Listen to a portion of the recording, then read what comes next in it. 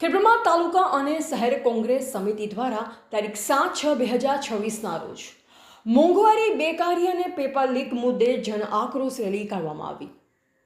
ખેડબ્રહ્મા તાલુકા અને શહેર કોંગ્રેસ સમિતિ દ્વારા પંખેશ્વર મહાદેવ મંદિર મુકામે ભારતીય રાષ્ટ્રીય કોંગ્રેસ પક્ષના જીતેલ ઉમેદવારોના અભિવાદન અને પરિણામ અંગેની સમીક્ષા કરવામાં આવી હતી.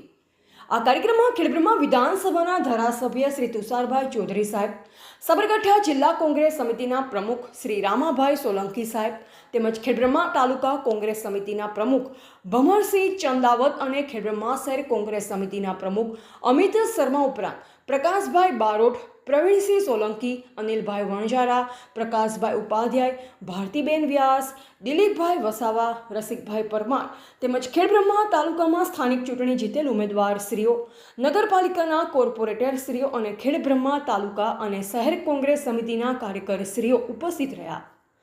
આ મીટિંગમાં પરિણામ અંગે સમીક્ષા કરી મોંઘવારી, બેરોજગારી, પેપર લીક જેવા મુદ્દાઓ પર હાલની તત્કાલીન ભાજપ સરકારની નિષ્ફળતાઓ અંગે ઉગ્ર રજૂઆત કરવામાં આવી હતી.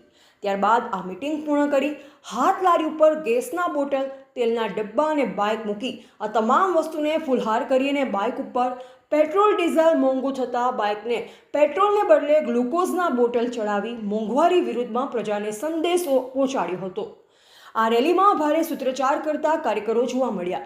આ રેલી પંખેશ્વર મહાદેવ મંદિરથી શરૂ કરી શીતલ ચોક, શ્રીયાદેવી ચોક અને ત્યારબાદ સરદાર ચોક ખાતે સમાપન થઈ હતી. રેલી પૂર્ણ થતાં 1000 તમામ કાર્યકર્તાઓનો તાલુકા અને શહેર કોંગ્રેસ સમિતિ દ્વારા આભાર વ્યક્ત કરવામાં આવ્યો. રિપોર્ટર જયેશ ઠાકોર સાથે શૈલેષ પટેલ, જિલ્લા બ્યુરો ચીફ, સાબરકાંઠા.